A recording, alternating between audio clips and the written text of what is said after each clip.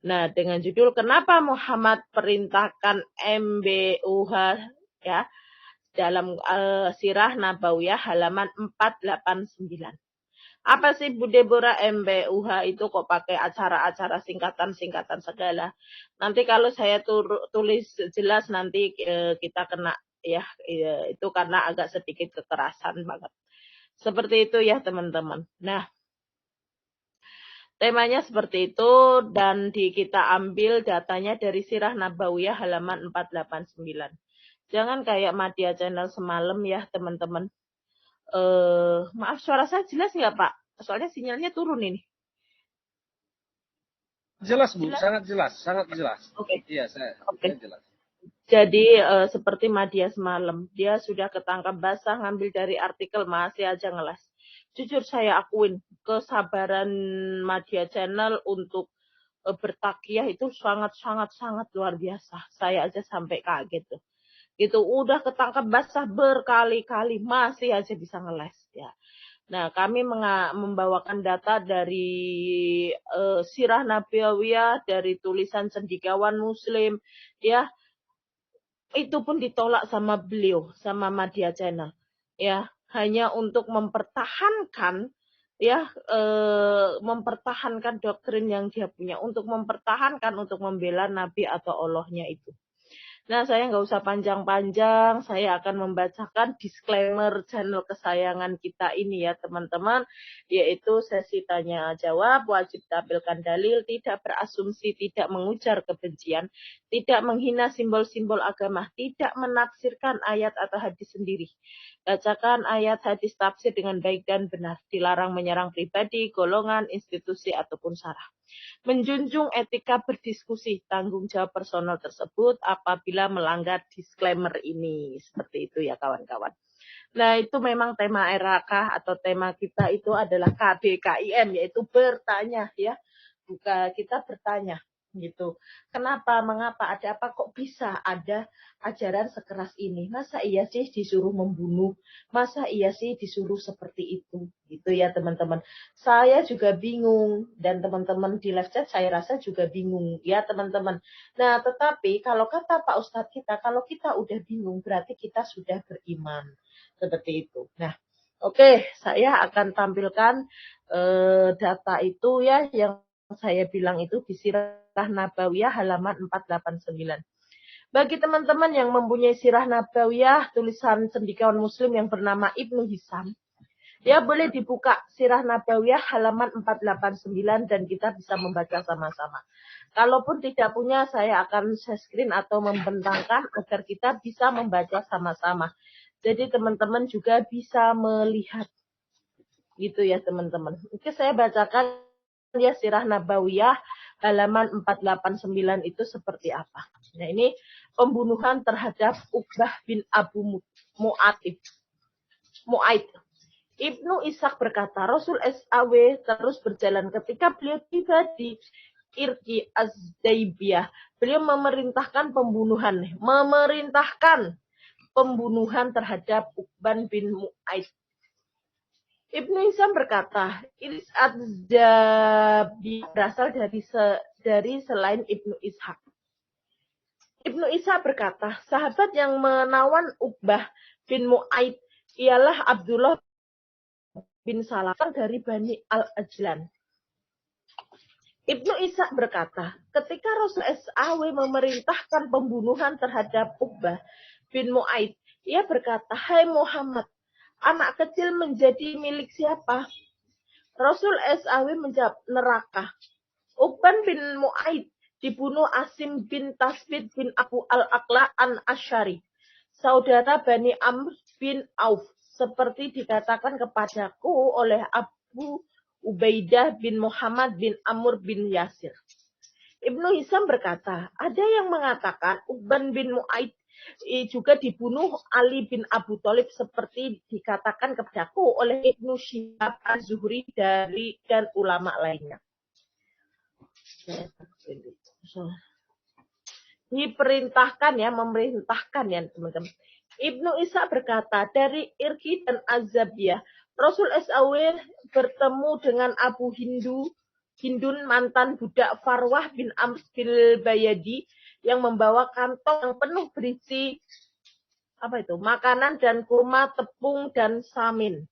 Abu Hindun tidak ikut perang Badar, kemudian ikut perang lainnya bersama Rasul SAW. Abu Hindun adalah ahli bekam Rasul SAW. Kemudian beliau bersabda, sesungguhnya Abu Hindun termasuk kaum Ansor.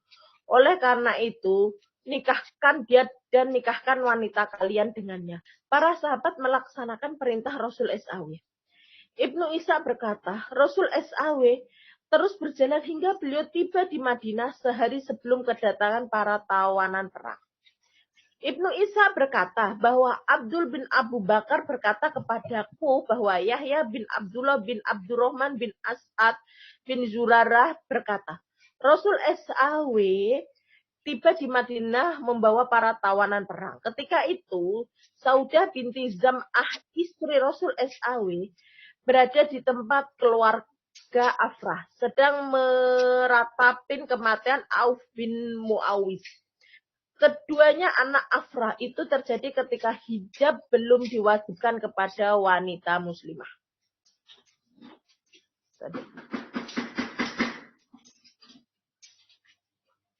Oke, bentar ya teman-teman. Saudah berkata, demi Allah, aku berada di tempat mereka. Tiba-tiba seorang datang kepada kami dan berkata, inilah para tawanan perang telah datang bersama Rasul SAW. Aku segera pulang ke rumah, ternyata Rasul SAW sudah berada di dalamnya. Dan ternyata Abu Yazid Suhaib bin Amr berada di pojok kamar dalam keadaan kedua tangannya yang terikat di lehernya. Wow. Tidak, demi Allah, aku tidak dapat menguasai diriku ketika melihat Abu Yazid dalam keadaan seperti itu. Aku berkata, hai Abu Yazid, kenapa engkau memberikan tanganmu? Kenapa engkau tidak mati dalam keadaan mulia? Demi Allah, tidak ada yang menyadarkanku kecuali ucapan Rasul SAW dari dalam rumah. Hai Saudah, pantaskah engkau mengobarkan perang terhadap Allah dan Rasulnya? Aku menjawab, wahai Rasul, aku tidak dapat menguasai diriku ketika melihat Abu Yazid dalam keadaan seperti itu. Kedua tangannya terikat di leher hingga aku berkata seperti tadi. Gue jadi ngeri ya teman-teman. Saya kok jadi ngeri ya teman-teman. Gue jadi merinding loh teman-teman. Jujur, saya jadi merinding bulu romaku. Ternyata ya. Oh ternyata ya. Segitunya ya teman-teman. Nah maka dari itu biar kita lebih lagi paham.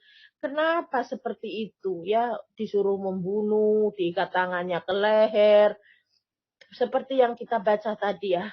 Ya mungkin teman-teman juga bisa melihat ya di layar ya teman-teman. Seperti itukah yang dinamakan suri tuladan? Karena di sini sudah menjadi rasul. Gitu ya teman-teman. Maka dari itu biar kita juga lebih paham, dan kita lebih mengerti kenapa ya. Ada apa ya? Kok bisa ya seperti ini? Ya teman-teman ya. Itu kita akan mendengarkan ya ustadz kita untuk bertausiah karena kata ustadz kita kalau kita sudah bingung itu kita berarti sudah beriman. Seperti yang tadi kita dengar ya teman-teman, jujur saya kok menjadi ngeri-ngeri sedap gitu loh teman-teman, mendengar disuruh membunuh lah, diikat tangannya di leher lah, membawa tawanan perang lah, segala macam itu ya. Jadi ngeri-ngeri sedap jadinya. Nah, biar kita semakin dapat pencerahan ya, biar semakin kita dapat pencerahan dan semakin kebingungan, dan andai kata saudara muslim masuk menggunakan data yang sahih bukan dari artikel. Seperti itu ya. Jadi untuk itu tidak usah berlama-lama, waktu dan tempat kita serahkan kepada Pak Ustadz kita untuk menjelaskan dan agar kita semakin bingung. Kita sapa dulu Pak Ustadz. Shalom Pak Ustadz. Shalom Bu, shalom, selamat malam semua teman-teman. Tapi disclaimer-nya tadi belum dibacakan Bu. Yang mana Pak? Apa tentang aturan dalam Sudah apa? Pak. Oh, sudah ya. Oh, iya. Sudah. Gitu, Ya. sudah Pak. Oke Pak, silahkan Pak. Ya, jadi sebelum saya mulai, saya mau menyapa dulu semua teman-teman yang hadir, yang ada di live chat ataupun dimanapun yang mendengar channel ini. Saya ucapkan shalom, selamat malam, dan untuk yang di room juga saya ucapkan shalom, selamat malam. Tuhan Yesus memberkati kita semua. Jadi sesuai dengan tema kita malam ini, yang kita baca, yang kita bicarakan adalah mengapa Muhammad memerintahkan menghadisi. Sebenarnya dua itu ya, An-Nadir bin Al-Harts dan Uqbah bin Abu Muaid, ya, dua orang itu sebenarnya. Nah, untuk itu kita coba ulangi lagi lah. Kita lihat dulu tadi siapa saja yang dibunuhnya itu. Untuk itu saya coba saya screen dulu ya. Oh ya, tunggu sebentar, saya buka dulu ya, buka bukunya. Sebenarnya dua orang, bukan satu orang.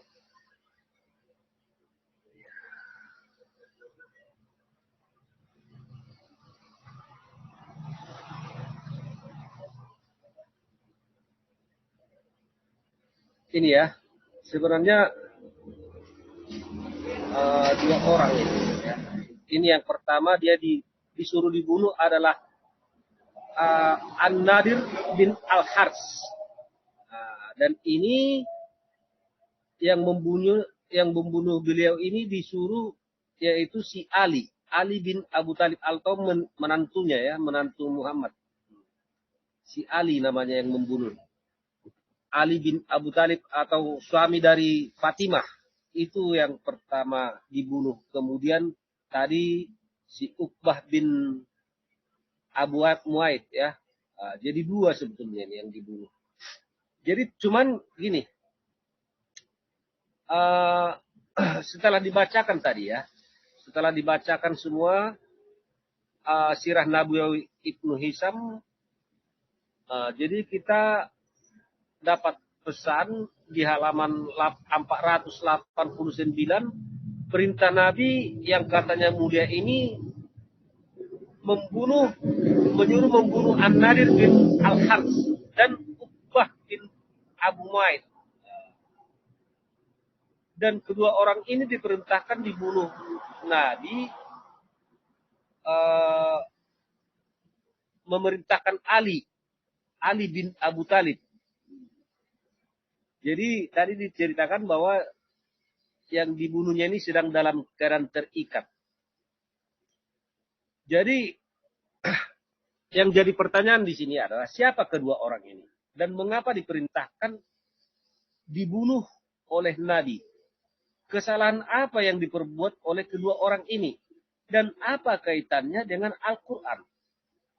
Nah, untuk mengetahuinya itu, kita harus mencari tahu informasi ini satu persatu dari tulisan Muslim sendiri. Nah, untuk mencari tahu, kita coba cari tahu dulu di halaman 222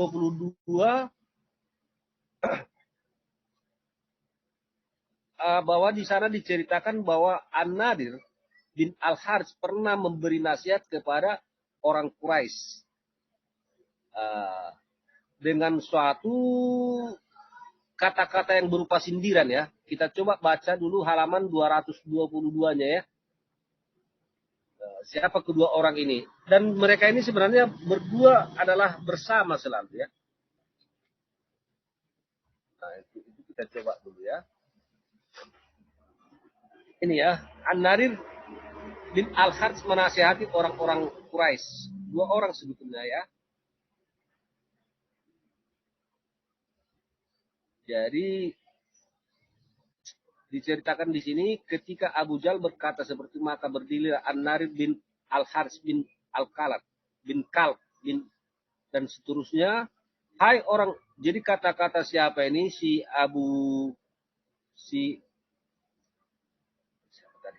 An-Nadir ini begini. Hai orang-orang Quraisy, demi Allah, sungguh telah datang kepada kalian sesuatu yang tidak bisa kalian balas.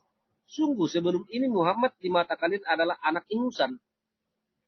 Orang yang paling diterima di sisi kalian. Orang yang paling benar ucapannya. Orang yang paling besar kejujurannya. Hingga ketika kalian lihat dia mulai berkumis, dan dia datang kepada kalian dengan ajaran yang dibawanya, maka kalian menuduh dia sebagai penyihir. Tidak, demi Allah. Dia bukan penyihir. Karena kita telah mengetahui penyihir sihirnya dan tali temali mereka. Kalian menuduhnya sebagai dukun. Tidak, demi Allah. Ia bukan seorang dukun. Karena kita sudah hafal betul dukun dan mendengar mantra mereka. Kalian menuduhnya sebagai penyair. Tidak, demi Allah. Ia bukan seorang penyair. Bukan penyair. Karena kita sudah mengetahui syair. Dan mendengar jenis-jenisnya. Kalian menuduhnya orang gila. Tidak, demi Allah. Ia bukan orang gila. Karena kita sudah pernah melihat orang gila. Tangisannya, keraguan-raguannya, dan kekacauan pikirannya. Hai orang-orang Quraisy, pikirkan persoalan kalian ini dengan cermat. Karena demi Allah, persoalan besar telah terjadi pada kalian. Nah ini ya, ini kata-kata sindiran yang dibuat oleh pertama siapa itu? Si An-Narir bin Al-Harith. Lalu makanya di sini Rasulullah merasa sakit hati. Nah disebutkan di sini ya, An-Narir bin Al-Harith termasuk setan-setan Quraisy dan orang-orang yang menyakiti Rasulullah SAW dan membuka permusuhan dengan beliau. Ia pernah pergi ke Al-Hira dan di sana ia belajar cerita-cerita tentang raja-raja Persia, kisah-kisah tentang Rustum, Ispadiar. Jika Rasulullah SAW duduk di suatu tempat untuk mengajak kaumnya ingat kepada Allah, mengingatkan mereka tentang hukum Allah yang diterima orang-orang sebelum mereka, dan beliau beranjak ke dari tempat tersebut, maka An-Nadir bin Al-Harith duduk di tempat yang sama. Kemudian berkata, demi Allah, wahai orang-orang Quraisy, aku lebih bagus ucapannya daripada Muhammad. Sekarang kalian kemarilah, niscaya aku akan katakan kepada kalian perkataan yang jauh lebih bagus daripada perkataan Muhammad. Kemudian An-Nadir bin Al-Harith bercerita kepada mereka kisah tentang raja-raja Persia, Rustum, Ispandiar. Ia berkata, dengan apa Muhammad lebih bagus dari ucapan dari saya? Ibnu Hisam berkata, An-Nadir Al-Harith inilah yang disampaikan kepadaku. Orang berkata, aku akan menurunkan ayat seperti yang diturunkan Allah. Ya. Jadi inilah yang apa? Inilah salah satu yang membuat Rasul yang mulia ini sakit hati ya. Jadi kemudian kita lanjut. Kemudian dari kata-kata Rasul itu tadi menganggap bahwa An-Nadir bin Al-Harith adalah setan yang menyakiti Rasul. Nah, oleh karena ini pula maka muncullah QS 83 ayat 13. Ya. Seperti katanya di sini kalau kita baca di sini ya. Ibnu Ishaq berkata, seperti yang saya sampaikan padaku, Ibnu Abbas radhiyallahu anhu berkata, Al-Quran menurunkan 8 ayat tentang An-Nadir bin Al-Harith, yaitu firman Allah Ta'ala. Ya. Yang apabila dibacakan kepadanya ayat-ayat kami, ia berkata, itu adalah dongengan orang-orang terdahulu. Nah ini sebenarnya yang mengatakan ini adalah An-Nadir bin Al-Harith ini tadi ya. Makanya turun ayat ini. Atau coba kita buka di dan semua ayat-ayat di dalam terdapat As-Satir atau dongeng-dongeng terdahulu. Nah ini Al-Mufafitin ini adalah apa ya? QS 83. Ya, QS 83 kita coba buka 83 ayat 13 ya. Saya coba buka. Jadi sangat berpengaruh ini terhadap Quran ya. Kita coba baca dari apa isi daripada apa ini. Sesuai tidak dengan apa? Dengan yang dikatakan tadi di sana. Qiyas 83 ayat 13.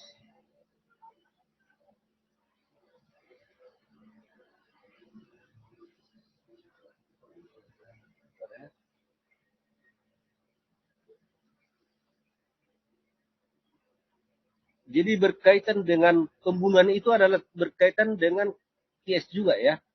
Nah ini tadi katanya ya. Yang apabila dibacakan kepadanya ayat-ayat kami, ia berkata, itu adalah dongengan orang-orang yang dahulu. Ya. Jadi ini bahwa pembunuhan terhadap An-Nadir ini sebenarnya berkaitan juga dengan turunnya ayat-ayat ya. Biar kita paham. Nah seterusnya, dan ternyata asal muasal juga apa? Qiyas 18 ayat 6 itu juga berkaitan dengan pembunuhan Al-Harts. Apa ini si An-Nadir ini? Nah untuk itu kita coba ulangi lagi bacakan yang tadi. Kita lanjutkan ya. Kita lanjutkan dulu tentang yang tadi. Oh iya, saya balik lagi. Jadi semua ini berkaitan dengan Al-Quran tentang pembunuhan dari siapa ini?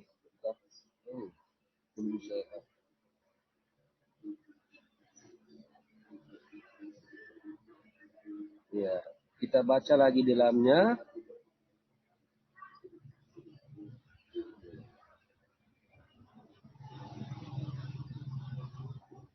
Jadi diceritakan di sini, Ibnu Ishaq berkata, usai Al-Nadir bin Al-Harith berkata kepada orang-orang Quraisy mengirimkan bersama Uqbah yang tadi yang nomor 2 tadi. Jadi mereka ini bersama. An-Nadir bin Al-Harith itu bersama Uqbah bin Abu Mu'aid tadi mengirimkan orang-orang Quraisy kepada rahib-rahib Madinah. Orang-orang Quraisy berkata kepadanya, bertanyalah kalian berdua kepada rahib-rahib Yahudi tentang Muhammad. Ceritakan sifat-sifatnya dan jelaskan ucapannya kepada mereka.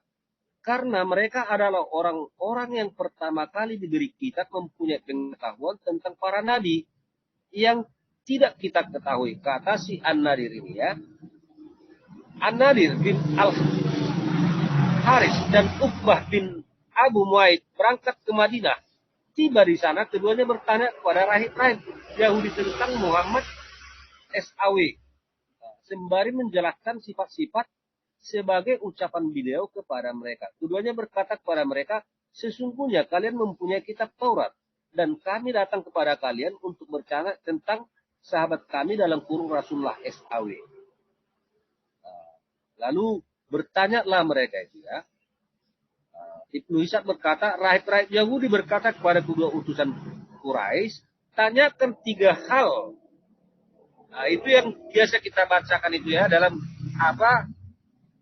Qiyas 18 ayat 6. Ya. Ini berkaitan dengan Qiyas 18 ayat 6 yang mau membunuh diri itu dia.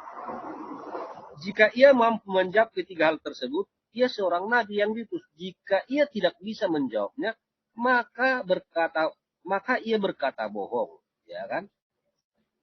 Dan kalian bebas mengeluarkan pendapat kalian tentang dia. Tanyakan kepadanya perihal pemuda yang meninggal pada periode pertama dan bagaimana informasi tentang mereka, karena mereka mempunyai informasi yang menarik. Kemudian tanyakan kepadanya perihal seorang pengembara yang menjelajahi timur dan barat. Bagaimana kisahnya? Kemudian tanyakan kepada kepadanya perihal roh. Apa roh itu? Jika sahabatmu bisa menjawab ketiga pertanyaan tersebut, ia seorang nabi. Dan kalian harus mengikutinya. Jika ia tidak bisa menjawabnya, berarti ia berkata bohong.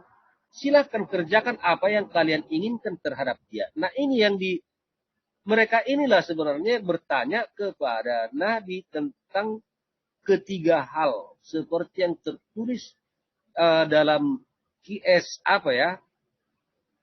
QS 18 ayat 6, kita coba dulu baca QS 18 ayat 6-nya ya. Yang pernah kita bahas tentang QS 18 ayat 6. Ya.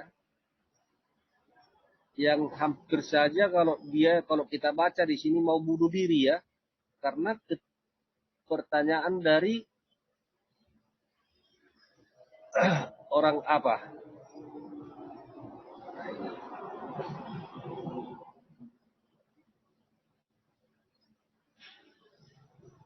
Nah ini ya. Maka apakah barangkali kamu akan membunuh dirimu karena bersedih hati setelah mereka berpaling? Sekiranya mereka tidak beriman kepada keterangan ini. Nah ini ya. Jadi kalau kita baca ini sebenarnya ini berkaitan dengan pertanyaan ketiga orang tentang rahib Yahudi tadi. Kalau kita baca tafsirnya misalnya di sini dikatakan Allah Subhanahu wa taala menghibur rasulnya dalam kesedihan menghadapi sikap kaum musyrik karena mereka tidak mau beriman dan menjauhinya seperti yang disebutkan oleh Allah Subhanahu wa taala dalam ayat lain melalui firman-Nya. Maka janganlah dirimu binasa karena kesedihan terhadap mereka. Dan janganlah kamu bersedih hati terhadap kekafiran mereka. Dan firman Allah Subhanahu wa taala mengatakan, boleh jadi kamu Muhammad akan membinasakan dirimu karena mereka tidak beriman. Bahkan membinasakan dirinya karena melihat mereka tidak mau beriman. Dalam ayat berikut disebutkan oleh firman-Nya, maka apakah barangkali kamu akan membunuh dirimu karena bersedih hati sesudah mereka berpaling. Sekiranya mereka tidak beriman kepada keterangan ini. Yang dimaksud dengan keterangan Al-Quran adalah asab, artinya kecewa. Yakni janganlah kamu membinasakan atau merusak dirimu sendiri karena kecewa. Qatada mengatakan yang dimaksud dengan asab adalah membunuh diri sendiri karena marah bersedih hati terhadap mereka yang tidak mau beriman. Kemudian kita lanjut bahwa ini sebenarnya tentang pertanyaan Yahudi ya. Mujahid mengatakan maknanya ialah kecewa. Pada garis besarnya semua makna yang telah disebutkan di atas mirip pengertiannya. Yang kesimpulannya dapat dikatakan sebagai berikut. Janganlah kamu membuat dirimu kecewa terhadap mereka yang tidak mau beriman kepadamu. Melainkan sampaikanlah risalah Allah. Barang siapa yang mau menerima sebagai petunjuk, maka manfaatnya buat dirinya sendiri. Dan barang siapa yang sesat dari mereka, maka ini asbabun nuzulnya aja kita baca ya. Ini ya. Dari seorang alim sampai Siri Ikrimah yang bersumber dari Ibnu Abbas bahwa kaum Quraisy mengutus An-Narir ini ya. An-Narir bin Al-Harts dan Uqbah bin Muaid untuk bertanya tentang kenabian Muhammad dengan jalan menceritakan sifat-sifat Muhammad dari segala sesuatu yang diucapkan olehnya kepada pendeta Yahudi Medina. Orang-orang Quraisy menganggap bahwa pendeta itu mempunyai pengetahuan tentang ini asbabul nuzul ya, tentang tanda-tanda kenabian orang Quraisy ya, tidak mengetahuinya. Maka berangkatlah dua utusan tadi ke Madinah dan bertanya kepada pendeta-pendeta Yahudi itu sesuai dengan apa yang diharapkan oleh kaum Quraisy. Berkatalah pendeta Yahudi itu kepada utusan Quraisy, tanyakanlah olehmu kepadanya Muhammad tentang tiga hal ini ya. Ini tadi yang seperti yang kita bacakan di apa tadi. Jika ia bisa menjawabnya, maka ia adalah nabi yang diutus. Akan tetapi apabila ia tidak bisa menjawabnya, maka ia hanyalah orang yang mengaku sebagai nabi Pertama, tanyakan kepadanya tentang pemuda-pemuda pada zaman dahulu yang berpergian dan apa yang terjadi pada mereka. Karena cerita tentang pemuda itu sangat menarik. Kedua, tanyakanlah kepadanya tentang seorang pengembara yang sampai ke Masrik dan Maghrib. Dan apa pula yang terjadi padanya. Dan ketiga, tanyakan pula kepadanya tentang ruh. Maka pulanglah kedua utusan tadi kepada kaum Quraisy dan berkata, kami datang dengan membawa sesuatu yang dapat dipergunakan untuk menentukan sikap antara tuan-tuan dan Muhammad. Mereka pun berangkat menghadap Rasulullah dan menanyakan ketiga persoalan tersebut. Rasulullah bersabda, aku akan menjawabnya tentang hal yang akan kamu tanyakan tanpa menyebut insya Allah. Maka pulanglah mereka semua. Rasulullah menunggu-nunggu wahyu sampai 15 malam lamanya. Namun Jibril tidak kunjung datang kepadanya. Hal ini membuat orang-orang Mekah goyah. Dan beliau merasa sedih karenanya. Beliau tidak tahu apakah yang harus dia katakan kepada kaum Quraisy. Nah ini artinya dia ini tidak tahu. Makanya di sini ketahuan dia itu bahwa dia ini si Mr. M ini bukanlah seorang nabi ya. Pada suatu ketika datanglah Jibril membawa surah Al-Kahfi yang di dalamnya menegur Nabi SAW atas kedisediannya karena perbuatan mereka. Dalam kurung Al-Kahfi ayat 6 atau 18 ayat 6 tadi. Menerangkan apa yang mereka tanyakan tentang pemuda-pemuda yang berpergian. Jadi kalau kita baca itu sebetulnya jadi meleset juga nanti pertanyaannya itu ya. Nah, lalu kita lanjut lagi ya. Kita lanjut dulu tentang tadi bahwa sebenarnya kedua orang ini sudah tahu bahwa Muhammad ini bukanlah seorang nabi. Dari petunjuk yang diberikan oleh orang Yahudi. Jadi malah jawaban beliau itu meleset. Jadi tentang yang ditanyakan tadi itu ya, tentang roh, kemudian dua pemuda, tentang tanduk ya, lalu tentang pemuda ya. Nah, apa jawaban beliau? Makanya mereka meragukan, maka mereka yang kedua orang ini atau orang Quraisy ini ragu dan tidak mengikutinya. Nah, untuk itu kita baca hadis Bukhari 4352. Ini jawaban beliau, jawaban Muhammad terhadap tentang roh. Misalnya ya, kita coba dulu cari tahu jawaban Muhammad tentang ruh itu dalam hadis atau juga nanti dalam Qur'annya juga, apa QS-nya juga kita bacakan juga nanti ya.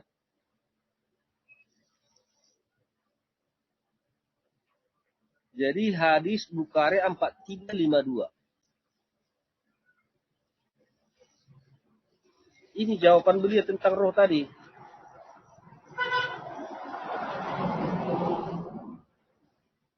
Makanya kedua orang itu agak ya menyaksikan, jelas menyaksikan ya. Ya, sepertinya lain.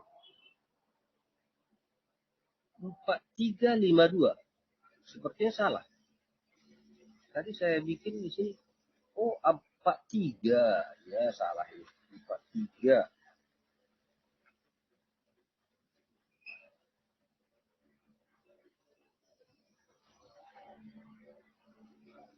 Ini ya. Ini jawaban beliau. Ketika aku bersama Nabi di suatu ladang, sementara beliau tengah bersandar, tiba-tiba beberapa orang Yahudi lewat. Mereka saling berkata satu sama lain, tanyakanlah padanya tentang ruh. Sehingga ia kembali bertanya, bagaimana pendapat kalian tentangnya? Namun sebagian mengatakan, jangan sampai ia meminta kalian mendatangkan sesuatu yang kalian sendiri tidak menyukainya. Mereka berkata, bertanyalah kepadanya. Kemudian sebagian dari mereka menghampiri beliau lalu bertanya tentang roh. Nabi diam dan tidak menjawab apapun. Aku tahu beliau sedang diberi wahyu. Aku berdiri tepatmu saat wahyu turun. Beliau bersabda, dan mereka bertanya kepadamu tentang roh. Katakanlah, roh itu termasuk urusan Tuhan. dan tidaklah kamu diberi pengetahuan melainkan sedikit. Ini jawaban beliau. Atau Qiyas 17 ayat 85. Coba ya. Qiyas 17 ayat 85. Biar kita samakan semua. Qiyas 17 ayat 85.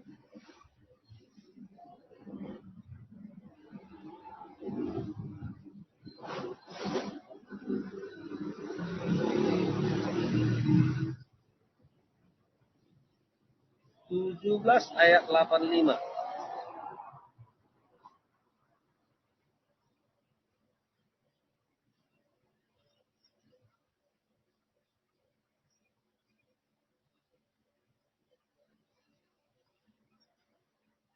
ini ya, kita coba baca di sini.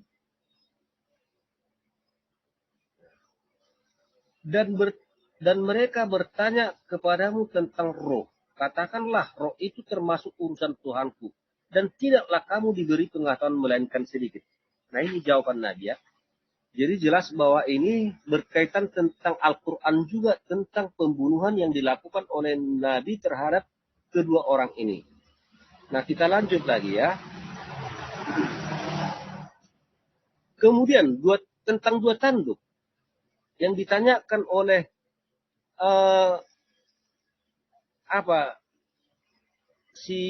siapa Nadir dengan Uqbah tadi. Lalu apa jawaban beliau? Nah, untuk itu kita coba baca dalam Qiyas 18 ayat 83 sampai 97. Itulah jawaban dari beliau ini. 18, 83, 97 sampai 97.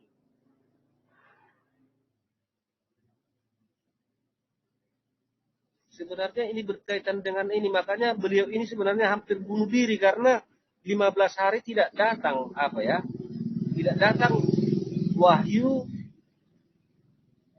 karena ketiga pertanyaan ini beliau ini bingung, yang akhirnya datang juga tapi meleset juga. 83 sampai 97 ya. 83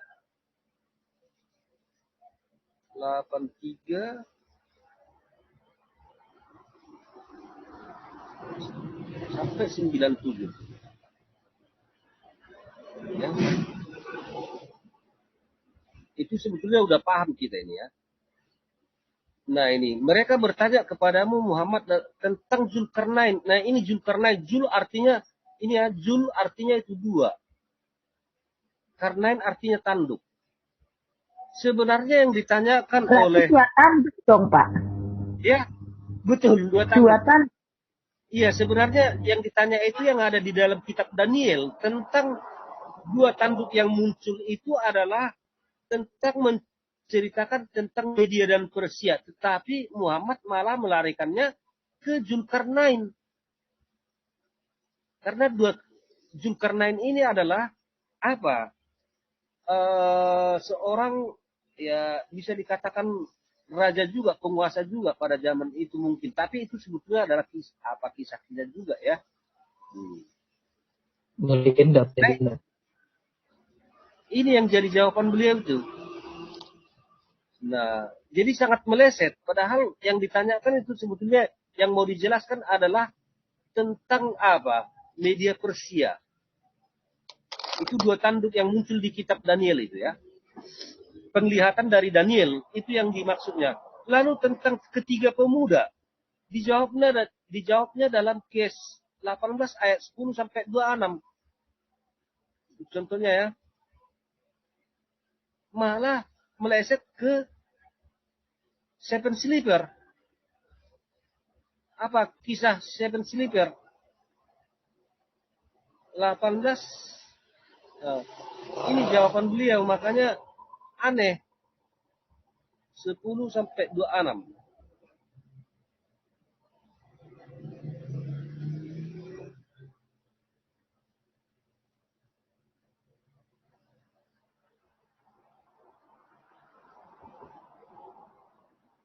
Nah, ini jawaban beliau. Makanya aneh. Padahal yang ditanyakan itu sebenarnya siapa ya? Sardak, Mesak, dan Abednego sebetulnya yang ada di kitab Daniel. Tetapi jawaban dari Muhammad malah aneh. Ingatlah, tatkala pemuda itu mencari tempat berlindung ke dalam gua, lalu mereka berdoa, wahai Tuhan kami, berikanlah rahmat kepada kami dari sisimu dan sempurnakanlah bagi kami petunjuk yang lurus dalam urusan kami. Ya kan? Kemudian kita lanjut misalnya apa ayat berikutnya, apa katanya? Maka kami akan mengabulkan bukan. Maka kami tutup telinga mereka beberapa tahun dalam gua itu. Mana orang yang di gua. Kemudian kita lanjut lagi ayat berikutnya.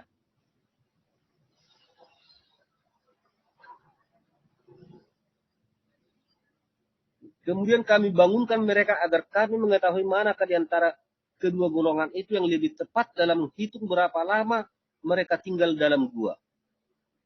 Kemudian kita lanjut lagi sampai 26 ini ya. Kami kisahkan kepadamu cerita ini dengan benar. Sesungguhnya mereka adalah pemuda-pemuda beriman kepada Tuhan mereka. Dan kami tambahkan pula untuk mereka petunjuk. Nah ini ya. Kita lanjut lagi ayatnya. Makanya jadi mereka aneh ya. Dan kami meneguhkan hati mereka di waktu mereka berdiri. Lalu mereka pun berkata, Tuhan kami adalah Tuhan seluruh langit dan bumi. Kami sekali-kali tidak menyeru Tuhan selain Dia. Sesungguhnya kami kalau demikian telah mengucapkan perkataan yang amat jauh dari kebenaran. Nah pokoknya kalau kita baca ini sampai 26 ini tentang seven sleeper ini ya. Padahal yang ditanyakan sebenarnya adalah tentang Sardak, Mesak, dan Abednego yang dibakar oleh raja. Jadi malah meleset ke sini. Nah itu yang membuat mereka itu tidak percaya. Maka si Nadir dan temannya tadi yang dibunuh itu mengejek beliau ini. Makanya beliau ini sakit hati. Makanya diperintahkan dipancung ya.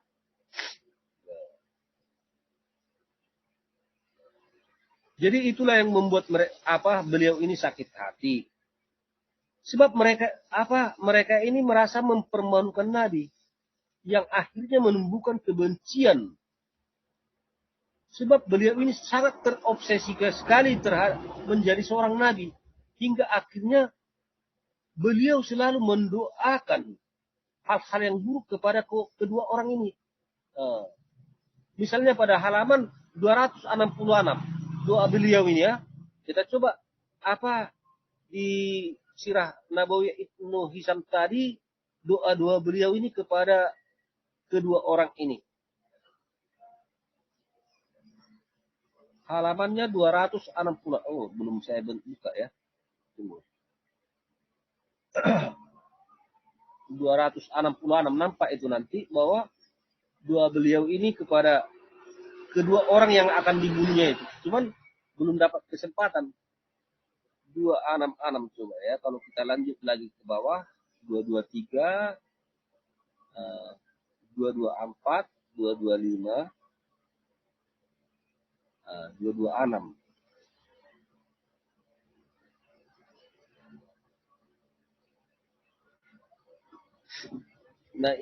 Nah ini sebetulnya jawaban tadi ya. Jadi ketika tidak cocok, maka beliau ini malah menduakan kedua orang ini 266. Salah. 266.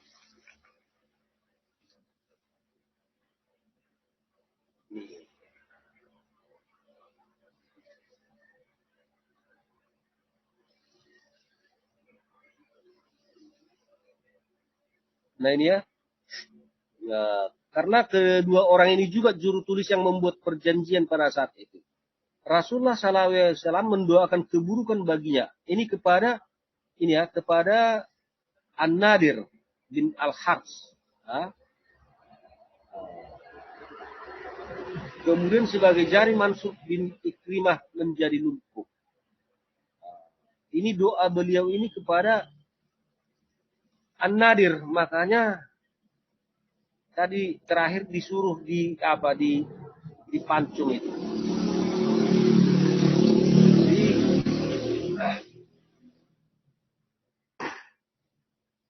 Jadi apa ya, kalau kita teruskan lagi ke halaman 272 disebutkan,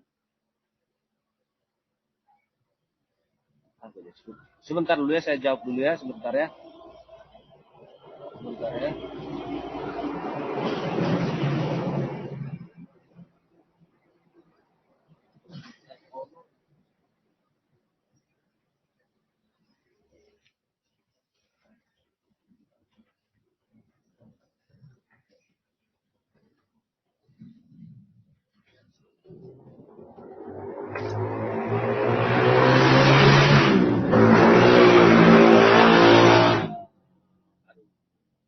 Kalau kita baca halaman 272 itu diceritakan bahwa An-Nadir Al-Hajj mengetahui bahwa yang dibacakan Muhammad itu adalah hanya dongeng itu ya. Kita baca ya 272. 272. Dari yang dikeluarkan Muhammad ini hanyalah dongeng ya. Makanya mereka ini tidak percaya. Ketika mereka kedua orang ini tidak percaya, maka dituduh jadi musyrikin ya. Ibnu Ishaq berkata, An-Nadir ialah anak Al-Harj dan seterusnya. Jika Rasulullah SAW sedang duduk di suatu tempat, kemudian di tempat tersebut beliau mengajak manusia kepada Allah Ta'ala membacakan Al-Quran di dalamnya dan memperingatkan orang-orang Quraisy tentang siksa yang menimpa umat-umat yang telah silam. Kemudian berdiri di tempat tersebut. Maka An-Nadir bin Al-Harj berdiri di tempat yang sama. Kemudian menceritakan kepada manusia tentang Rustum As-Sadibak, Isfandiar, dan raja-raja Persia. Setelah itu ia berkata, demi Allah.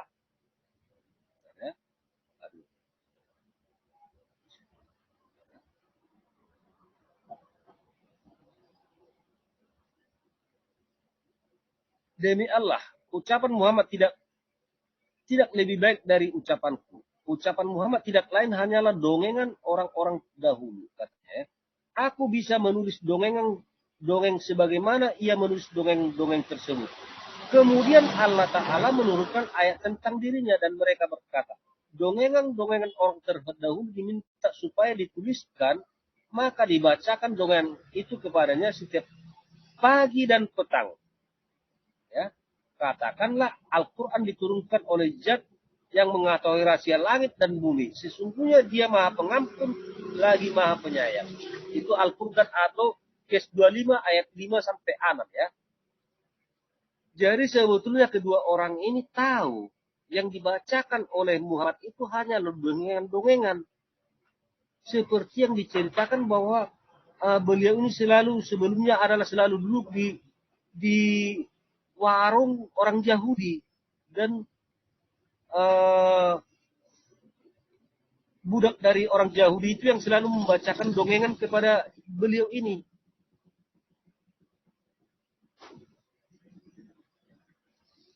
Atau bisa juga itu misalnya ya, makanya turun ayat apa Al-Furqan atau 25 ayat 5 sampai 6. Itu kita coba baca dan juga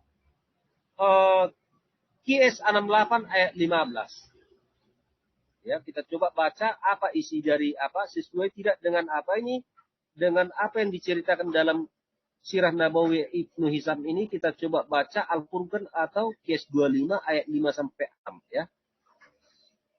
Kita coba baca apa isinya. Al-Furqan 25 QS 25 ayat 5 sampai 6. QS 25. Coba baca dulu. ayat 5 sampai 6 nanti ya, kita coba baca. Apa katanya di sini? Dan mereka berkata, dongengan-dongengan, atau mereka ini sebenarnya sudah ketahuan ya tadi ya, si Nadir dan kedua orang tadi, dan temannya yang dibunuh.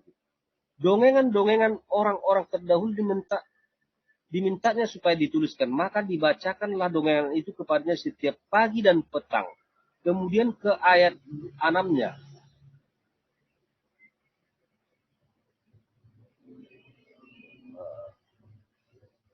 Jadi hal pembunuhan ini terjadi sebetulnya berkaitan dengan turunnya ayat ini. Katakanlah Al-Quran itu diturunkan oleh Allah yang mengetahui rahasia langit dan bumi. Sesungguhnya dia adalah maha pengampun lagi maha penyayang. Nah, dan juga kes 68 ayat 15. Berkaitan juga dengan kes 68 ayat 15. 68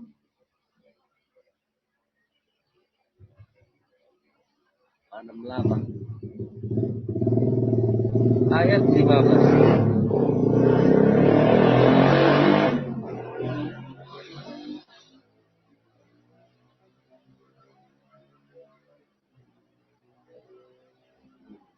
Nah ini ya, apabila dibacakan kepadanya ayat-ayat kami, ia berkata, ini adalah dongengan-dongengan orang terdahulu kala. Nah, karena kedua orang ini sudah tahu, dan orang-orang sudah mengetahui bahwa yang dibacakan oleh Muhammad itu hanyalah dongengan-dongengan. Jadi pada saat itu banyak orang musyrik, makanya beliau ini sempat mau bunuh diri. Karena 15 hari tidak datang-datang apa? Wahyu sebagai jawaban atas pertanyaan yang tadi, yang 3 pertanyaan tadi. Dan yang dibacakannya malah dongengan-dongengan. Dan kedua orang itu tahu. Si Nadir dan siapa tadi? Tunggu. Nadir dan Uqbah tahu apa itu yang dibacakannya itu. Makanya mereka ragu, ini bukan Nabi ini pikirnya kan. Lalu kita lanjut dulu ya.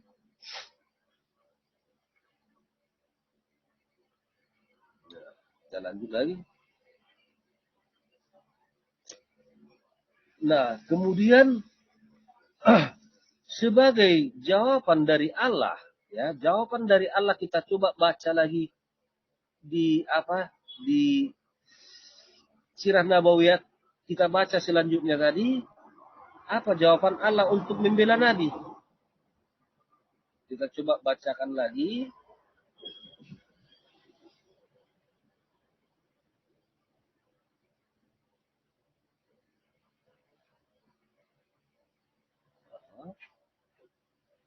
Nah, kita coba baca ya.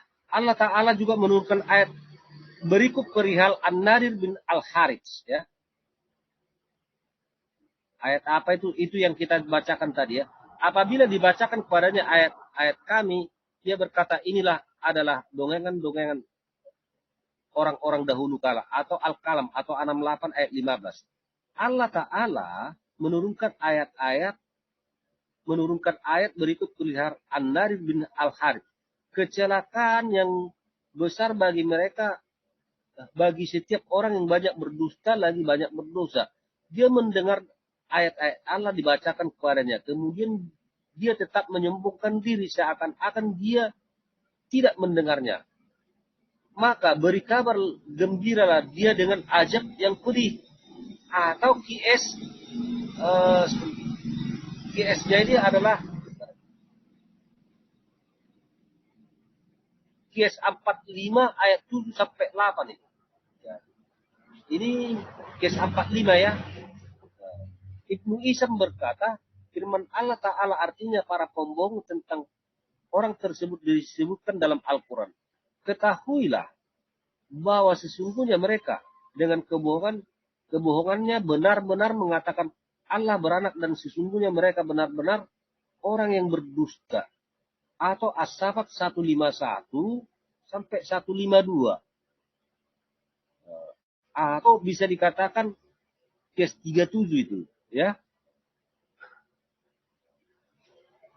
Jadi oleh karena kedua orang ini membuat banyak orang tidak percaya kepada Muhammad, maka dibunuhlah kedua orang ini dalam keadaan terikat.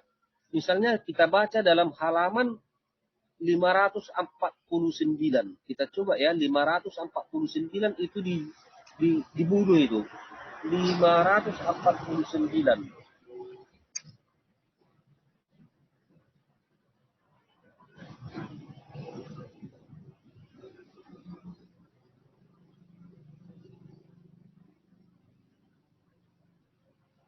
Ya.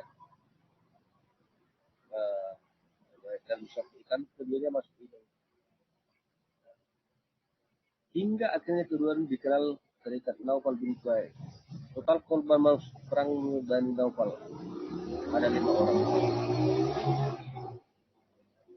Kita naikkan dulu. An-Nadir bin Al-Haris tadi ya. An-Nadir bin Al-Haris bin Abdul Manaf. Dia dibunuh dalam keadaan terikat. Ini dibunuh ya, dalam keadaan terikat. Bersama siapa tadi? Temannya tadi. Jadi diceritakan di situ bahwa An-Nadir ini dibunuh dan karena pembunuhan itu setelah meninggal maka tertulis pada syair tentang kematian dari An-Nadir ini. An-Nadir bin Al-Haris ini ya. Itu bisa kita baca dalam halaman 585 ya. 585.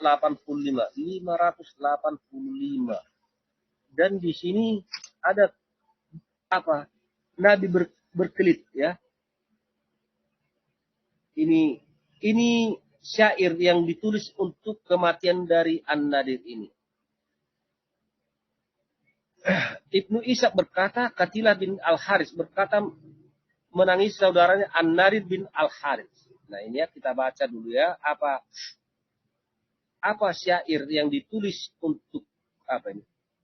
Untukmu dariku tetesan air mata yang tewas mengalir dan disusul dengan tetesan air mata berikutnya. Apakah Al-Nadir mendengar jika aku memanggil?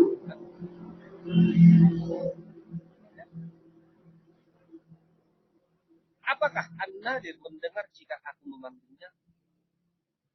Atau bagaimanakah mayat yang tidak bisa bicara itu mampu mendengar?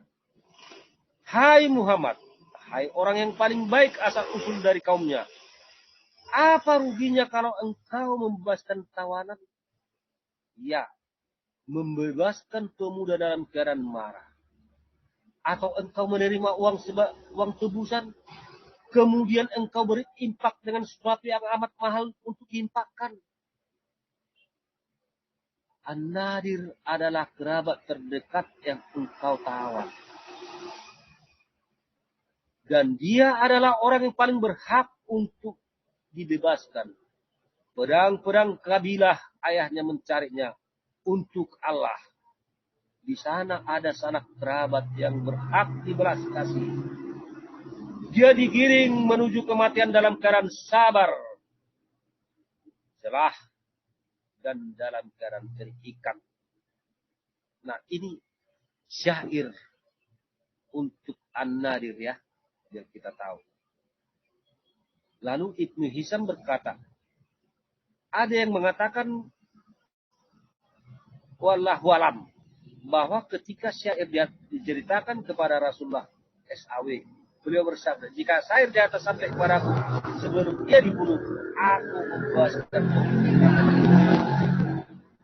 Maaf ya, Pak, karena agak berisik ya. Nah ini syair yang dikhususkan untuk An-Nadir yang dibunuh oleh Arhas, dan jelas di sini dikatakan bahwa dia dibunuh dalam keadaan terikat dan digiring menuju kematian dalam keadaan sabar. Ini katanya. Ya. Dia adalah orang paling berhak. dia digiring menuju kematian dalam keadaan sabar, jelas dalam keadaan terikat. Ini jelas ya. Artinya kayak dibawa ini ke pemancuman. Artinya dia udah pasrah ya. Iya, udah pasrah. Nah, itu ya, itu kisah kedua orang ini. Karena mereka berdua ini, hanya karena mereka berdua ini mengetahui apa yang dibacakan oleh Muhammad itu adalah hanya dongengan-dongengan dari orang-orang terdahulu. Jadi, itulah jawaban atas kematian dari kedua orang ini. Uqbah bin Abu Mu'aid dan Al-Nadir bin Al-Harits. Jadi kita tahu sekarang bahwa kalau orang menolak Nabi ini, maka nyawa tebusannya ya. Dan tidak ada belas kasih. Makanya tadi dikatakan di sini sebenarnya Ali Abu Thalib yang membunuhnya 485 ya, 489.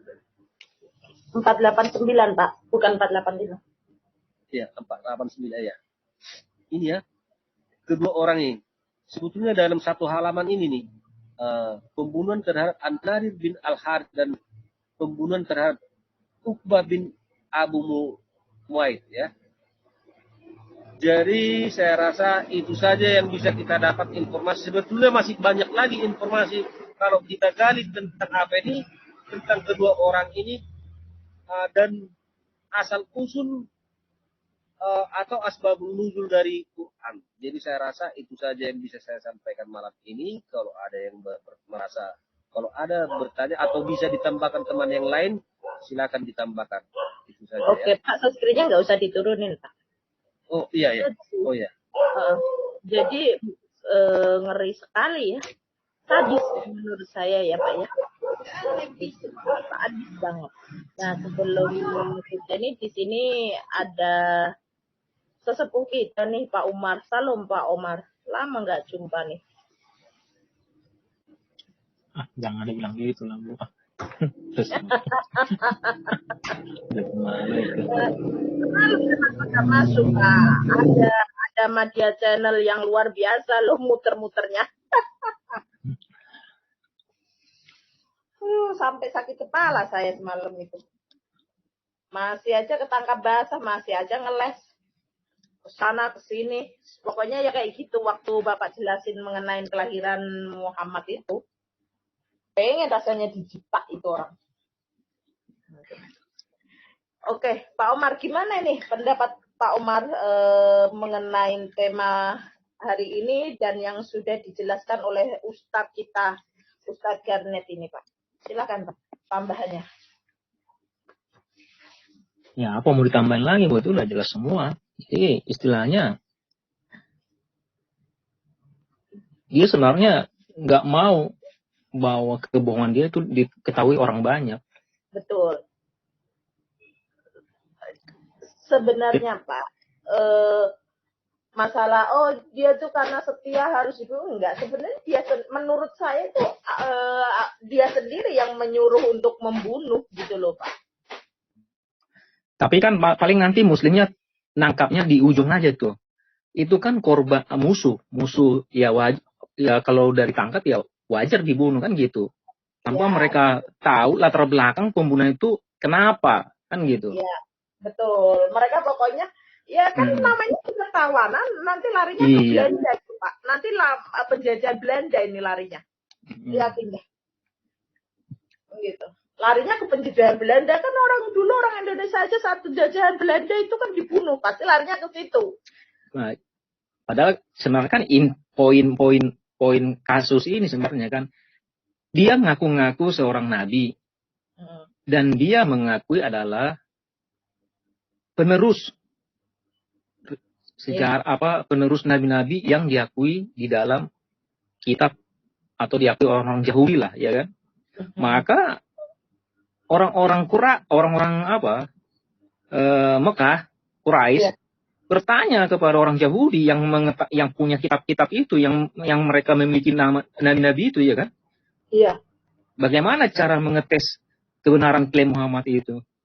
Iya. Jadi dikasihlah pertanyaan, sebenarnya itu pertanyaan asal-asal, hanya untuk menjebak. Dan ternyata jawabannya itu kena artinya umpan itu dimakan si Nabi itu. Betul. Di situ masalahnya.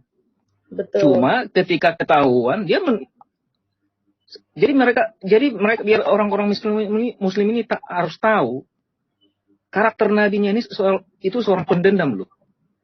Ya, betul sekali. Ini yang mereka nggak tahu. Dia itu pendendam kusumat.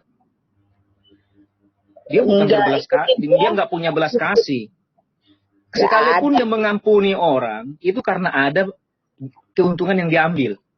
Contohnya Safia. Contohnya kalau ya atau budak-budak yang harus dibunuh, kalau bisa dijual ya dijual, kalau nggak bisa dijual ya dibunuh. Ya, yang pokoknya yang bisa kasih selangkangan gitu ya Pak ya. Iya. Jadi jangan dianggap dia membebaskan seseorang bukan karena berbelas kasihan, tetapi karena ada keuntungan di balik keputusannya itu. Betul. Itu. Tujuh.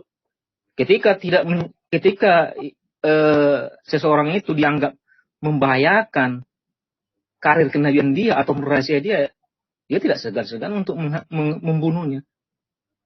Iya. Bahkan tanpa malu pun dia akan bisa meminjam tangan pengikutnya untuk melakukan tugas itu. Nah, itu kejamnya dia. Betul. Pokoknya yang tidak sesuai dengan keinginannya, pokoknya nyawanya nggak sampai, pokoknya besok dia udah nggak bisa melihat matahari lagi, dah gitulah jelasnya. Pokoknya yang tidak sesuai dengan keinginannya dia, besok sudah tidak bisa melihat matahari lagi. Seperti itu.